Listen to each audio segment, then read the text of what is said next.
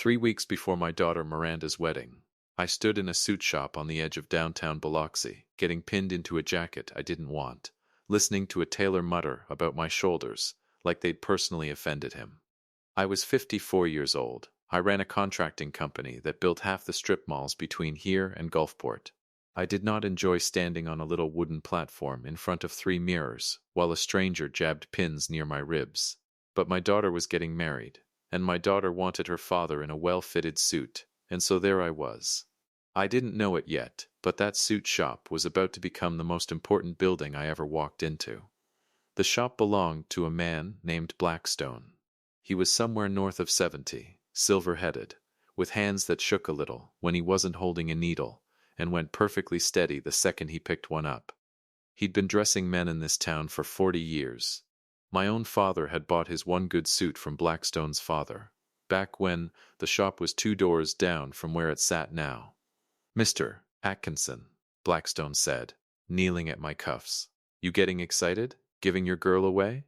"Excited's one word for it," I said. "Terrified's another. They usually turn out fine." He didn't look up, most of the time. Something in the way he said most of the time should have caught my attention right then. It didn't. I was too busy staring at my own reflection, wondering when my hairline had decided to retire early. "Welcome back. Pour your coffee, settle in, and get ready. Because in these stories, karma always finds the address. Subscribe so you never miss what happens next." My wife Yvonne had picked this shop specifically. She'd read online that Blackstone did the best grooms fittings on the coast. And since Miranda's fiancé was getting fitted the same week, Yvonne figured we might as well use the same place. Efficient. That's Yvonne in one word. She runs our household finances like a hawk runs a field, and she does not miss things. Neither did Blackstone, as it turned out. He finished pinning the jacket, stepped back, studied me the way a man studies a car he's about to buy used. Then his eyes flicked toward the front of the shop, toward the sound of the bell over the door, and something changed in his face. It went still. "Careful. Give me 1 second," he said. He walked out front. I heard voices, his, low and easy, greeting somebody. And then a second voice, younger, confident in that particular way that always makes the hair on my neck stand up a little. Though I couldn't have told you why at the time. That second voice belonged to Travis, my future son-in-law. Blackstone came back into the fitting area maybe 2 minutes later, and he wasn't smiling anymore. He grabbed my elbow, actually grabbed it, this 70-year-old tailor, with the steady needle hands, and steered me toward the fitting room in the back corner. The one with the heavy curtain instead of a door. "Get in here," he whispered. "Excuse me? There are things you need to know." His voice dropped even lower. "Stay here, don't say a word. Trust me. I want to tell you I had some clever response." I didn't. I stood there in a half-pinned suit jacket, utterly confused, while a man I'd met 40 minutes earlier shoved me behind a curtain like I was hiding from the police. "Blackstone, what in the—" "Not one word," he hissed, and then he was gone, back out to the front of the shop, leaving me alone in 3 square feet of fitting room, with my heart doing something strange in my chest. I stayed. I want you to understand that about me before this story goes any further. I am not a naturally patient man. I once fired a subcontractor for showing up 11 minutes late to a pour. But something in Blackstone's face, something old and certain, like a man who'd seen this exact scene play out before and knew how it ended, kept my feet planted on that little square of carpet. Minutes later, what I heard through the wall left me frozen in place. The fitting room shared a thin wall with the back office, where Blackstone apparently let certain customers wait while their measurements got written up. I heard the office door close. I heard a chair creak. And then I heard Travis's voice, clear as if he were standing next to me, talking on his phone. "Yeah, man, I'm here right now," Travis said. "Getting the monkey suit." A pause. He was talking to someone named Hilliard. I knew that name.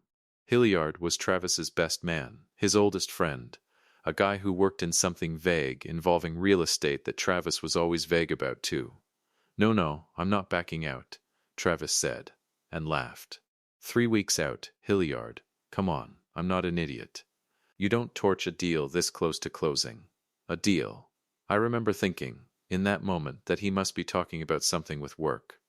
Travis sold commercial insurance, or said he did.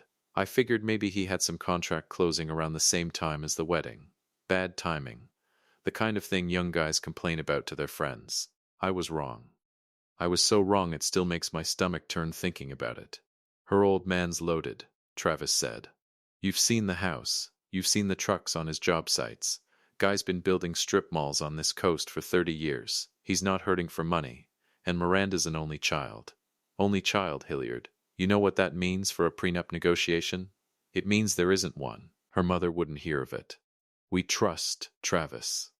He did an impression of a woman's voice when he said that last part, high and mocking. And something in me turned to ash, because that was Yvonne's voice he was mocking. My wife's voice. I give it 18 months, Travis went on. Maybe 2 years if I play it smart. Long enough that splitting anything looks reasonable. Short enough that I'm not stuck playing husband forever. And once the business folds into the family trust, like her old man's lawyer keeps talking about, I'm not walking away from that with a car and my clothes. Man, I'm walking away with a piece of an actual company. I stood in that fitting room with a pin still stuck through my jacket sleeve, and I did not move. I did not breathe. Not really. I have poured concrete in 100-degree heat. I have stood on roofs in windstorms. I have never in my life felt cold the way I felt cold standing in that 3-foot square of carpet. What about Selena? Hilliard's voice, I assumed. I couldn't hear his side, only Travis repeating pieces of it back. Selena's not going anywhere, Travis said. And he laughed again. That same easy laugh, like none of this cost him anything. She knows the deal. She's known the deal since before Miranda and I even got engaged. I'm not stupid enough to end that over a piece of paper and a cake. I want to describe what that felt like, and I don't think I can do it justice. You spend 26 years raising a daughter. You teach her to ride a bike in a church parking lot because the pavement's smoother. You sit up with her when she's got a fever at 2 in the morning. You walk into a bank and co-sign for her first apartment because her credit's not built up yet. You do all of that, every bit of it, out of a love so unremarkable and constant you barely notice you're carrying it. The way you don't notice your own heartbeat. And then some man in a fitting room, 20 feet away, tells his friend on the phone that he's marrying her like she's a business acquisition with a countdown clock on it. I didn't know it yet, but I was never going to be the same man who walked into that suit shop that morning. Blackstone came back for me about 10 minutes later, after Travis had left the shop. I heard the bell over the door ring twice, once for him leaving, and I hadn't even registered the first sound of him walking out, because I was still standing there with my ears roaring. Blackstone pulled the curtain back slow, like he expected to find me in pieces. Maybe I was. You heard, he said. It wasn't a question. How did you know? My voice came out rougher than I meant it to. How did you know to put me back there? Blackstone sat down on the little stool by the mirrors, the one meant for customers' wives and mothers to perch on while they watched fittings. He looked tired all of a sudden. Tired in a way that had nothing to do with his age. Because I fitted that boy for a suit 2 years ago, he said. For a different wedding. Different girl. Nice family. Out of Gulfport. Boat money. That wedding never happened, Mr. Atkinson. Called off 11 days before, and the girl's father came in here after, wanting to know why I hadn't warned him sooner. Because, apparently I wasn't the only one who'd overheard something in this shop. You knew, I said. You knew what he was. And you let my daughter. I didn't know for certain, Blackstone said, sharp now, sharper than I expected from a man his age. I had a bad feeling and one story from 2 years back. You don't ruin a wedding on a bad feeling, Mr. Atkinson. But when I saw that boy walk in here today, same easy smile. Same way of talking about the bride's family like he's reading off a spreadsheet. I wasn't taking chances a second time. I got you out of sight, and I let the walls do the talking. I sat down across from him, in a chair meant for customers waiting their turn, and for a minute, neither of us said anything. My hands were shaking. I don't shake. 26 years in construction, standing on scaffolding 4 stories up, and my hands don't shake. What happened to the other girl? I finally asked. The one from Gulfport? Her father found out what I heard, confirmed some of it himself, and the engagement ended quiet, Blackstone said. No scene. No scandal. The girl never even knew the whole truth. Not really. Her father decided sparing her the humiliation mattered more than her having all the facts. And you think that was the right call? Blackstone looked at me for a long moment. I think, he said slowly, that every father's got to decide that for himself. I'm just the man who overhears things. I sat with that. I want to tell you, I made my decision right there in that fitting room. Clean and certain, but the truth is messier than that. Part of me wanted to walk straight out of that shop, find Travis, and put him through a wall. Part of me wanted to call Miranda right then and tell her everything. Get it over with. Rip the whole thing out by the root before it could do any more damage. But another part of me, the part that spent 3 decades reading contracts and negotiating with subcontractors who'd cut every corner they could get away with, that part of me was already doing math. Travis wasn't stupid. If I confronted him now, he'd deny it, spin it, turn it into some story about locker room talk and cold feet and a friend egging him on. Miranda would be furious with me for eavesdropping. She might even believe him over her own father, because that's what love does to 26-year-olds. It makes them believe the person standing in front of them over the ghost voice from behind a wall. If I wanted this to actually end, if I wanted Miranda to see the truth so clearly she'd never doubt it, never spend the rest of her life wondering if her father had overreacted to a joke, I needed proof. Real proof. The kind that doesn't argue back. Blackstone, I said. I need your help with something. He raised an eyebrow. I sell suits, Mr. Atkinson. You already did more than sell a suit today. I stood up, and for the first time since I'd heard Travis's voice through that wall, something other than fear was moving through me. Something colder and more useful. I need to know if that boy from Gulfport, the wedding you told me about, I need to know if that girl's father is willing to talk. Blackstone studied me for a second, and then, slowly, he nodded. I can make a call. I didn't say a word to Yvonne that night. I know how that sounds. 28 years of marriage, and I sat across from her at the dinner table while she talked about seating charts, and I said nothing about the fact that our future son-in-law had described our daughter's inheritance like a spreadsheet line item 3 hours earlier. I'm not proud of that silence, but I needed one clean day to think before I brought Yvonne into it. Because, once I told her, there'd be no controlling what happened next. Yvonne loves fiercely, and she loves loud. If I told her that night, she'd have been on the phone with Miranda inside the hour, and everything I was starting to plan would have collapsed into chaos before it had a chance to work. So I said nothing. I ate dinner. I complimented the seating chart. I went to bed and stared at the ceiling until 2 in the morning, running numbers in my head that had nothing to do with a construction bid. The next morning I called Blackstone's contact, the father from Gulfport, a man who introduced himself only as a fellow father who'd been where I was standing. He didn't waste time with sympathy. He gave me facts. Travis worked a similar situation with my daughter, he said. Difference is, my daughter's family money was already tied up in a trust her grandfather set, ironclad, nothing he could touch without a fight that'd take years. Once his people figured that out. Because make no mistake, Mr. Atkinson, that boy has people. He doesn't do this alone. The engagement ended fast. He wasn't in love with my daughter. He was in love with the balance sheet. His people, I repeated. You said he has people. There's a friend, the man said. Real estate guy. Or says he is. He's the one who does the digging beforehand. Company holdings, family trusts, whether there's a prenup in the works, all of it. I found out later they'd been asking around about my daughter's family finances for months before Travis ever asked her out on a first date. Hilliard. It had to be Hilliard. I hung up that call with a plan starting to take shape, rough and dangerous, and exactly the kind of thing I'd have told anyone else not to attempt. But I wasn't anyone else. I was Miranda's father, and I had 12 days before the wedding, and I intended to use every one of them. First call, my lawyer. Her name was Whitney, a woman I'd worked with for 15 years on contracts and land disputes, sharp enough to make opposing counsel visibly nervous in a deposition. I trusted her the way you trust someone who's never once told you what you wanted to hear, instead of what was true. Jeffrey, Whitney said when I laid it out for her in her office that afternoon, door closed, blinds shut. You understand what you're describing is either the biggest overreaction of your life, or one of the more calculated fraud attempts I've heard of outside a courtroom. I know what I heard. I believe you, Whitney said.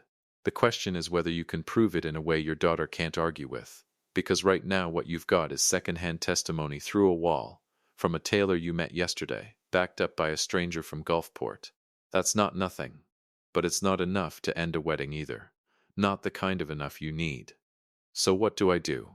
Whitney leaned back in her chair, tapping a pen against a legal pad, and I watched her mind work the way I'd watched it work through a dozen contract disputes over the years.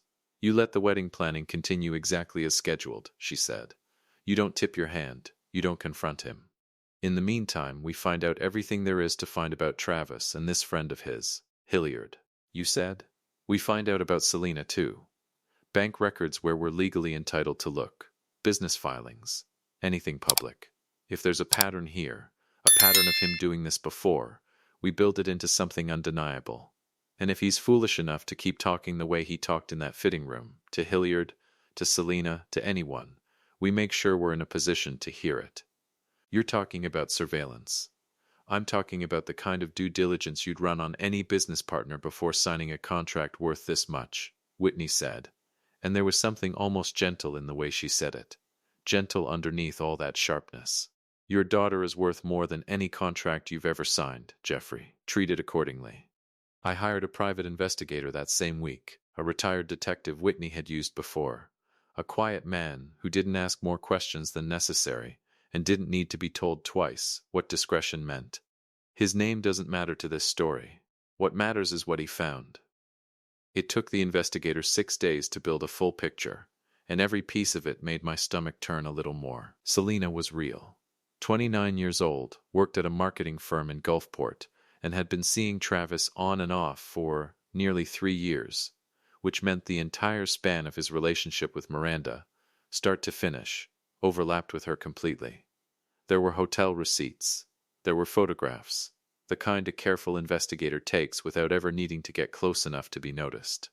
There was a lease on an apartment in Selena's name that Travis's card had paid the deposit on, 8 months back, right around the time he'd proposed to Miranda on the beach at sunset, with a string quartet Yvonne had helped hire. I remember sitting in Whitney's office looking at photographs of my daughter's fiancé kissing another woman outside a restaurant 3 weeks after he'd gotten down on one knee in front of 40 of our closest family and friends, and feeling something in my chest go absolutely numb. Not rage, exactly. Rage is loud. This was a silent, heavy frost that settles into a man's bones right before he decides something and doesn't change his mind again. There's more, the investigator told me, sliding another folder across the table. Hilliard's not just a friend. He's got a small real estate consulting business, but 3/4 of his income the last 2 years traces back to referral fees from a company Travis's father partly owns. Best I can tell, Hilliard's job, his actual job, is finding women from families with money and feeding intel to Travis before things get serious. There's at least one other situation besides the Gulfport girl. Ended the same way once the family figured out the money was locked up tighter than Travis expected. And my daughter's money isn't locked up, I said. From what I can find in public filings, no, the investigator said. Your business isn't in a trust, it's just yours. Which means if this marriage goes through, and it ends the way the pattern suggests it ends, Travis has a real claim to work with in a divorce, especially with a couple years on the marriage and Mississippi's equitable distribution laws in play. I sat back in that chair and thought about the folding of my company into a family trust that Travis had mentioned on the phone, something Yvonne and I actually had discussed, in the vaguest terms, as an estate planning move once Miranda got married. The kind of conversation every family with a business has eventually. Travis had known about that conversation, which meant Travis had been talking to Miranda about our finances in more detail than I'd ever realized, or he'd been talking to someone who had. There's one more thing, the investigator said, and something in his voice made me brace for it before he even said it. Your daughter is completely blind to it. I want to be clear about that. In 6 days of digging, I found nothing. Nothing to suggest she's aware of Selena, aware of the pattern with Hilliard, aware of any of it. She believes this is a real marriage. That was the piece that hurt the most, somehow. Not the betrayal itself, but the fact that Miranda was standing in the middle of it, with her eyes closed to the danger, picking out flowers, and writing thank you notes for gifts that hadn't even arrived yet. utterly certain she was building a life with a man who was, at that very moment, planning her financial dismantling with the same clinical distance he'd used to plan a quarterly sales pitch. I drove home from Whitney's office that evening and sat in my driveway for 20 minutes before I could make myself go inside, because I knew Yvonne was going to ask how the day went, and for the first time in 28 years of marriage, I was going to have to lie to my wife's face, or tell her the truth and watch her whole world crack open 3 weeks before our only child's wedding. I told her the truth. I owed her that much, and I needed her. Yvonne didn't cry when I told her. I want that on the record, because everybody who doesn't know my wife assumes she would have. Yvonne cried at Miranda's kindergarten graduation.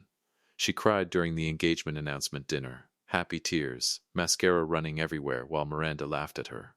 But when I sat her down at our kitchen table that night and told her what I'd heard through a fitting room wall and what an investigator had spent 6 days confirming, Yvonne did not cry. She went very still, the way I imagine a person goes still, right before a car accident, in that half second where the body already knows what's coming before the mind catches up. Say that again, she said. Slowly, I said it again. All of it. The phone call, Selena, the apartment lease, Hilliard, the pattern from Gulfport. I laid the folder of photographs on the table between us, and I watched my wife's face while she went through them one by one, and somewhere around the fourth photograph her hand started shaking, so badly she had to set it down. That son of a... She stopped herself, jaw tight. 14 days, Jeffrey. 14 days from now, I was going to watch him put a ring on our daughter's finger. 12, I said quietly. We have less than 2 weeks. I know how counting works, she snapped, and then immediately reached across the table and grabbed my hand. Hard, like she needed something solid to hold on to. I'm sorry. I'm not angry at you. I know. I'm angry at me, Yvonne said. I picked that suit shop. I'm the one who insisted we trust him. No prenup. I actually said those words to Whitney's paralegal when they suggested one. I said, we trust Travis. I said that. Her voice cracked on the last word, just slightly, the only crack in her composure the whole conversation. How did I not see this? Because he's good at it, I said. That's the whole point, Yvonne. Men like this don't get caught because they're careless. They get caught because somebody happens to be standing behind the right wall at the right moment. Yvonne sat with that for a long time, staring at the folder, at the photograph, on top of a man she'd hugged at Thanksgiving. A man she'd started calling son in an offhand way that had made Miranda light up with joy every single time. What do we do? She finally said. Not a question, really a demand for a plan. We have 2 choices, I told her, and I'd been turning this over for 6 days by that point, ever since Blackstone pulled that curtain back. We tell Miranda now, quietly, with everything we've got, and we let her make her own decision about calling it off. Or what? Or we let this play out to the wedding itself, I said. And we make sure that when it ends, because it is going to end, Yvonne, one way or another, it ends in a way Travis never sees coming and never recovers from. Not quietly. Not with some dignified private conversation where he gets to walk away and try this exact same thing on some other family's daughter next year. Yvonne looked at me for a long moment, and something shifted in her face, something that had nothing to do with grief anymore. You want to do this at the wedding, she said slowly. I want Miranda to see the truth so clearly, in front of enough witnesses, that there's no version of this where Travis talks his way back into her life, I said. I want Hilliard exposed for what he is. And I want Selena in a position where she has to decide, in that exact moment, whether she's willing to keep lying for a man who was never going to leave her anyway. That's cruel, Jeffrey. He described marrying our daughter like acquiring stock, I said. Cruel left the building 3 weeks ago. I'm just deciding what room it gets to happen in. Yvonne didn't answer right away. She got up, walked to the window. Stood there with her arms crossed, looking out at nothing in particular for a long stretch of silence. When she turned back around, her eyes were dry, and her voice was steady in a way I recognized, the voice she used when she'd made up her mind about something, and there wasn't any more room for debate. Miranda doesn't get told beforehand, Yvonne said. Not one word. If she knows ahead of time, she'll spend 3 weeks in agony. Or she'll confront him too soon and he'll talk his way around it. Or she'll do something rash out of hurt, instead of clarity. I want her to see it the way you saw it. Cold, undeniable, all at once. I felt something settle in my chest, hearing her say it. 28 years of marriage, and there is nothing quite like watching your wife arrive independently at the exact same terrible, necessary conclusion you'd already reached alone. There's a risk, I said. If we wait, and something goes wrong. Nothing is going to go wrong, Yvonne said. Because we are not amateurs. Jeffrey, I have been planning events for this family for 30 years. If I can coordinate a wedding with 400 moving pieces, I can coordinate one very specific moment inside of it. That was the night my wife stopped being a grieving mother-in-law to be, and became something closer to a general. What followed was the strangest 3 weeks of my life. On the surface, everything about the wedding continued exactly as planned. Miranda came over for dinner twice a week, glowing, showing us seating chart revisions and asking my opinion on whether the band should play a certain song during the father-daughter dance. I sat there and gave my opinion on music selections while carrying around, in a locked drawer in my home office, a folder of photographs proving the groom was planning to financially gut her within 2 years of the ceremony. I am not going to pretend that was easy. There were nights I lay awake wanting to drive to Travis's apartment and put my fist through his front door.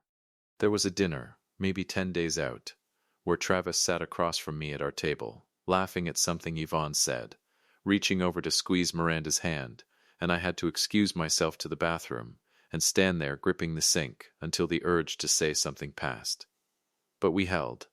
Whitney kept building the case, quietly. The investigator confirmed 2 more instances of the pattern. Women from Gulfport to New Orleans, families with visible money and, crucially, no ironclad trust protecting it.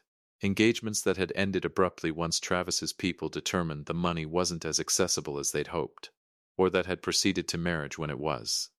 One marriage, we found, had already ended in divorce 18 months in, with a settlement that had taken a chunk out of a family furniture business down near Pascagoula. He's done this before, Whitney told me, laying it all out across her desk 2 weeks before the wedding. Married and divorced. This isn't cold feet or bad judgment, Jeffrey. This is a career. Does Selena know about the marriage that already happened? Hard to say for certain, Whitney said. But given the timeline of her relationship with Travis, she was very likely already involved with him during that marriage too. Which tells you something about what kind of promises he's been making her, and how much they're worth. I thought about that a lot in the days that followed. Selena wasn't just a woman on the side. She was, in her own way, another person Travis was using, stringing along with promises he had no intention of keeping any more than he intended to keep the ones he was about to make to Miranda in front of 200 guests.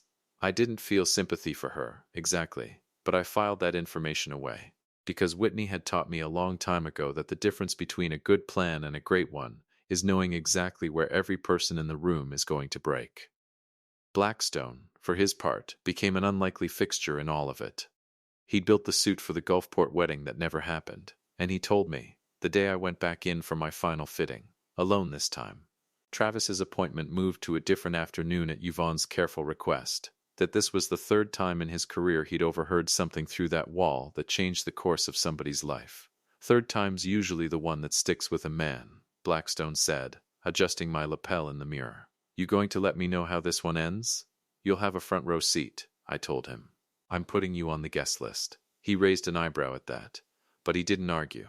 The wedding took place at a venue overlooking the water, white chairs in rows on a lawn that ran right down to the sand, 240 guests, a string quartet that cost more than my first car. Miranda looked, and I mean this without an ounce of exaggeration, like the most beautiful thing I had ever seen in my life. She'd worn her grandmother's earrings and her mother's veil, and when I saw her in the getting ready suite that morning, adjusting the earrings in the mirror, I had to step back out into the hallway for a minute, because my eyes were burning, and I could not, absolutely could not, let her see that before I'd told her I was proud of her. You okay, Daddy? She called after me, laughing. 26 years old, and she still called me Daddy on the big days. Just got something in my eye, I said, which was the first lie I'd told her, in 3 weeks, and I hated it, and I told it anyway, because the truth was still 11 hours away. Yvonne found me in that hallway, a minute later. She'd had her hair and makeup done for over an hour, but her eyes were sharp and alert in a way that had nothing to do with the champagne everyone else was drinking. "Whitney's here," she murmured, close to my ear. "Investigators here, sitting in the back. Badge if anyone asks. He's event security. Blackstone's seated on the aisle, row 6. Everything's in place." "And Selina?" "Confirmed she's not on the guest list," Yvonne said. "But she doesn't need to be here for this to work. We have everything we need without her walking in the door." I nodded, throat tight. "And if Miranda is going to be fine," Yvonne said. And there was something fierce in her voice, something that had carried her through 28 years of raising this girl and protecting her from every skinned knee and broken heart along the way. "Miranda is going to be devastated for a while, and then she is going to be furious, and then she is going to be free. That is the order it happens in, Jeffrey. We just have to get her through today."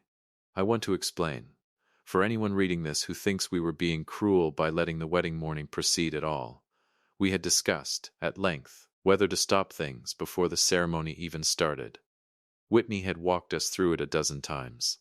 But every version of quiet cancellation we wargamed ended the same way, Travis denying everything, reframing it, working his charm on Miranda in private where none of us could counter it in real time, buying himself room to talk his way back in over the following weeks the way men like him always do.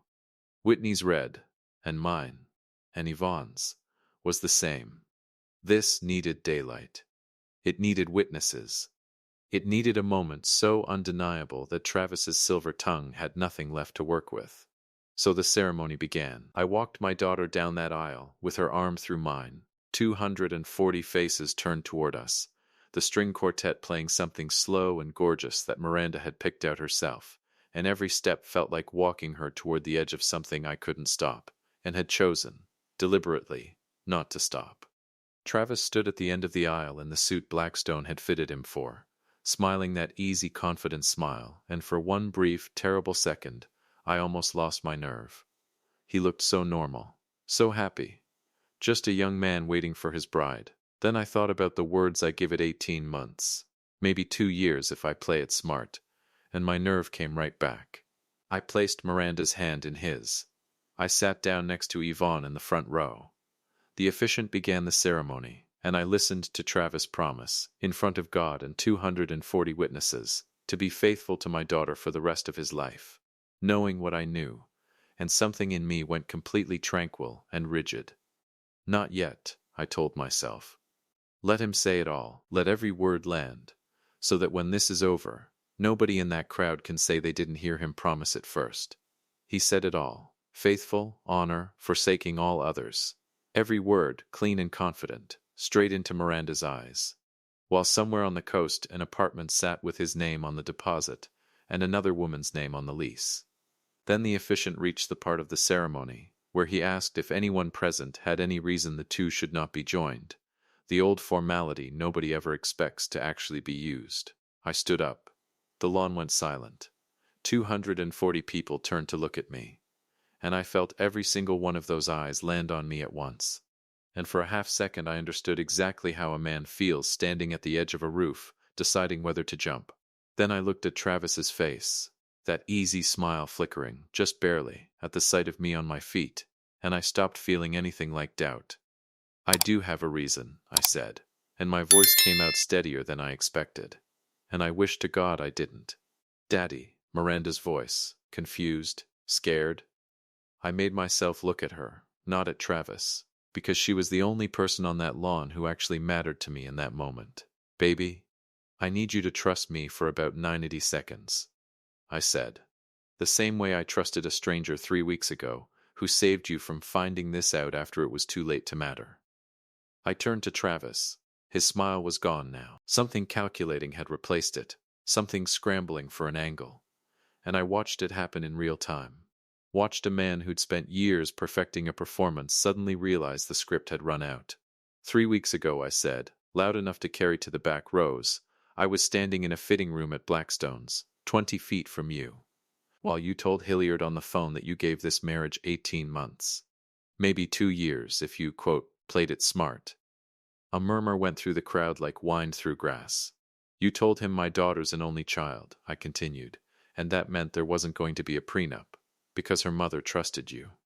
You said, and I'm going to get this close to exact, that once my business folded into a family trust, you weren't walking away with a car and your clothes. You were walking away with a piece of an actual company. That's insane, Travis said, and his voice cracked, just slightly, on the second word. Miranda, I don't know what he thinks he heard, but I'm not finished, I said.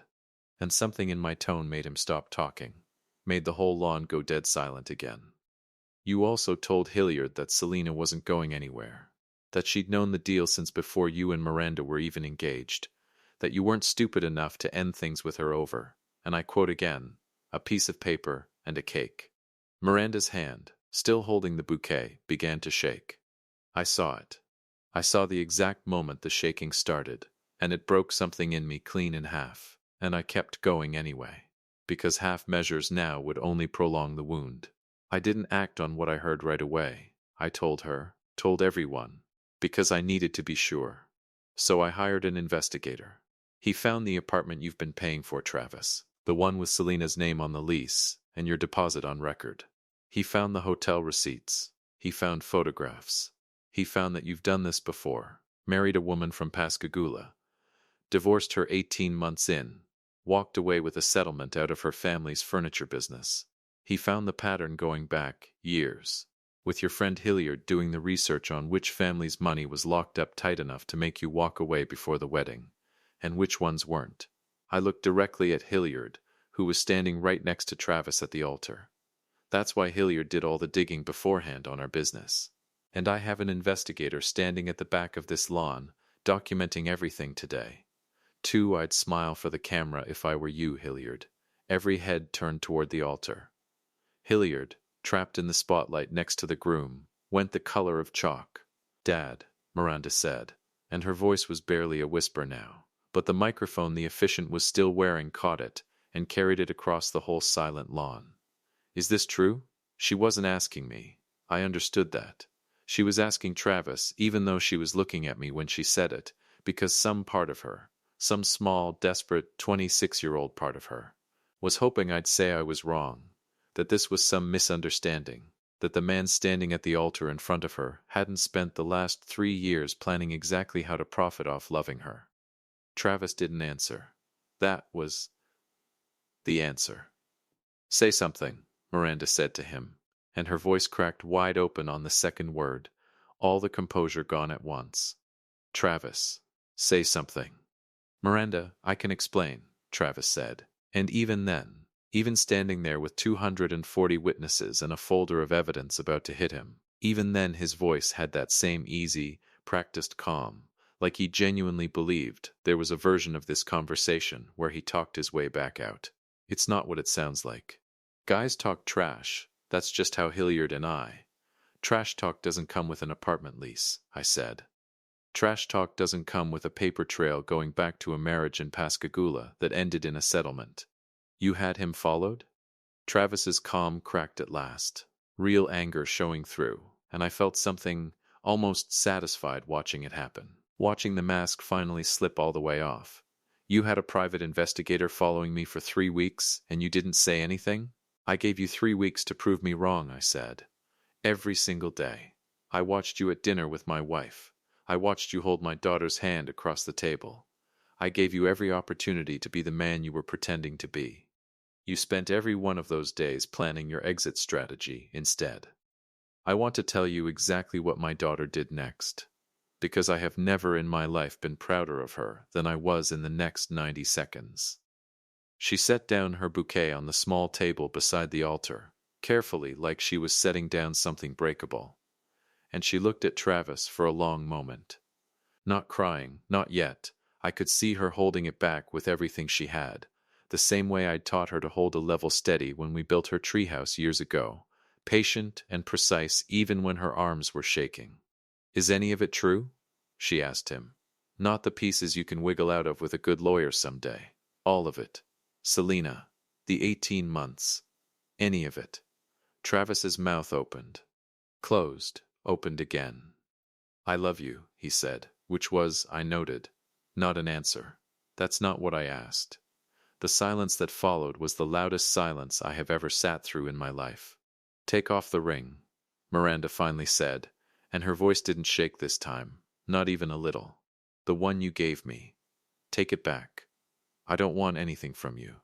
Not the ring, not your name, not one more second standing next to you pretending my whole life isn't currently on fire in front of 200 people." She slid the engagement ring off her finger and held it out to him, and when he didn't move fast enough to take it, she simply opened her hand and let it drop onto the altar's small wooden table with a sound that somehow carried across the entire silent lawn.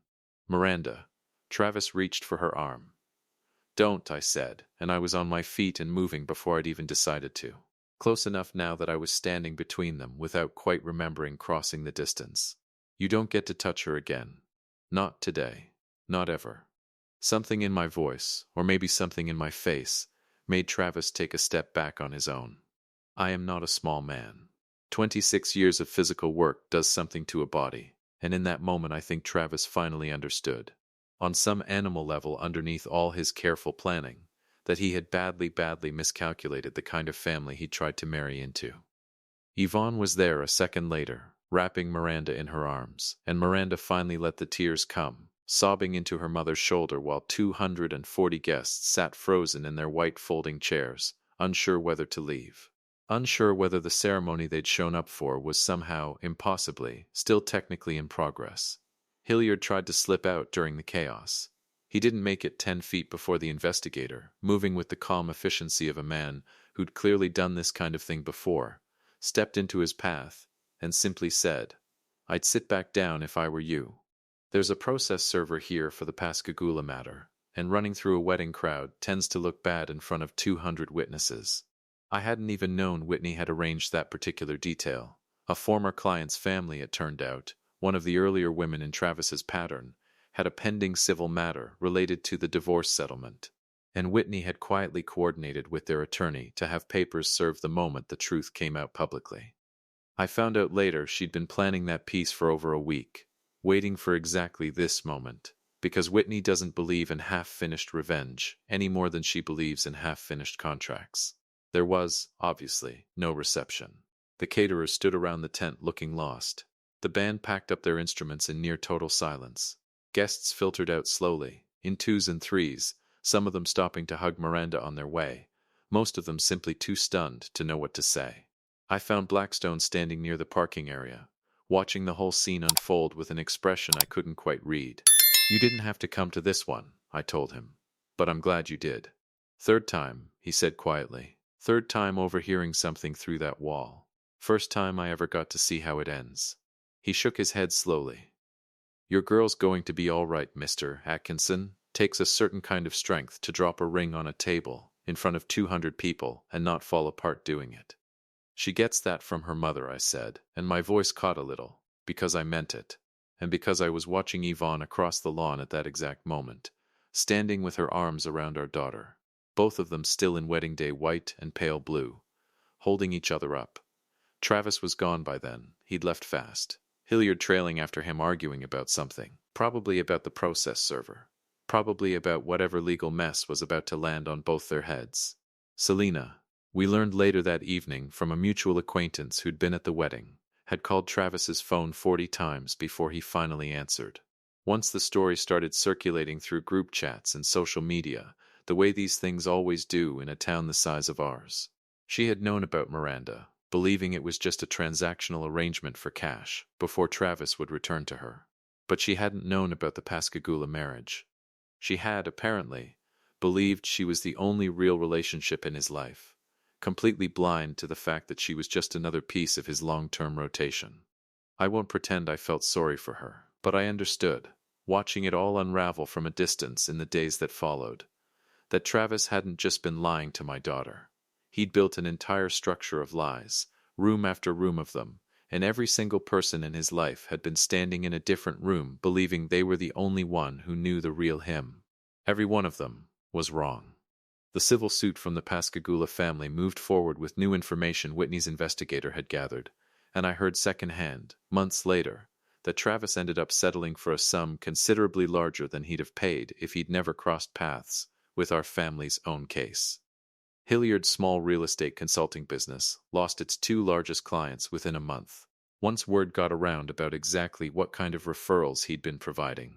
Small towns talk. The Mississippi coast is smaller than people think. Miranda moved back into our guest room for 6 weeks after the wedding that wasn't, and I will tell you honestly that some of the hardest nights of my life happened during that stretch, hearing her cry through the wall some evenings. The same way I'd once heard Travis's voice through a different wall 3 weeks earlier, except this time there was nothing I could do but sit outside her door some nights and just let her know I was there. But Yvonne had been right, that night at our kitchen table, about the order things would happen in. Devastated first, furious second, free, eventually. After that, by the time 6 months had passed, Miranda had thrown herself back into her career, purchased a small house of her own 2 streets over from ours, and started, slowly, laughing again. Really laughing, not the careful performed kind she'd done for a while, just to make the rest of us feel better. She never spoke to Travis again after that lawn, not once. No closure conversation, no last phone call to hash things out. When his name came up, which it rarely did, her face would go flat and still for just a second, and then she'd change the subject, and I never pushed her to do otherwise. Some doors don't need a proper goodbye. Some doors just need to stay shut. I still get my suits from Blackstone. I go in every year or so, whether I need one or not, and he always asks about Miranda, and I always tell him the truth, that she's doing well, better than well, that she's building a life entirely on her own terms now, no strings attached to anyone who'd rather own her future than share it. Funny thing, Blackstone told me the last time I was in, pinning a jacket I genuinely didn't need, that fitting rooms heard some things over the years. But I don't believe I've ever seen one turn out the way yours did. How's that? Most fathers, they find out something like that, they either explode right there and ruin everybody's night over nothing solid, or they swallow it and let it happen anyway, because they're scared of the fallout. He tightened a pin at my shoulder, stepped back, studied his work the way he studied everything. You did neither. You waited. You built your case. And when the moment came, you made sure there wasn't a single person in that crowd who could ever look at that boy again and doubt what he was. I thought about that for a long moment, standing in front of the mirror in a half-finished jacket. The same spot I'd been standing in the day this whole thing started. He tried to make my daughter a line item, I said. I just made sure everybody saw the whole spreadsheet. Blackstone smiled at that, just slightly, and went back to his pins. I never did get an apology out of Travis. I never wanted one. Some men don't deserve the dignity of a final conversation, and Travis was, and remains, exactly that kind of man. What I got instead was better than any apology could have been. My daughter, standing in a house she bought with her own name on the deed, laughing at something on her phone one evening, when I stopped by unannounced, glancing up at me with an ease in her eyes that had taken the better part of a year to come all the way back. "What are you smiling about, old man?" she asked me. "Nothing," I said. "Just glad I stayed quiet in that fitting room." She didn't understand the reference. I'd never told her exactly how long I'd stood behind that curtain, or how much of the plan had started forming right there on that little square of carpet, and I didn't explain it. Some things a father just gets to carry on his own. I drove home that evening past Blackstone's shop, dark for the night. Closed sign turned in the window, and I thought about how strange it is that the worst day of my life and the beginning of my daughter's real freedom started in the exact same room, 20 feet of drywall apart, and neither one of us walked out of that shop the same person who walked in. I wouldn't trade it. Not 1 second of it. Not the fear, not the 3 weeks of silence, not the sight of my daughter dropping a ring onto a wooden table in front of 240 people. Because some fathers get to walk their daughters down the aisle. I got to walk mine straight out of a trap, and into a life that finally, entirely, belonged to her alone.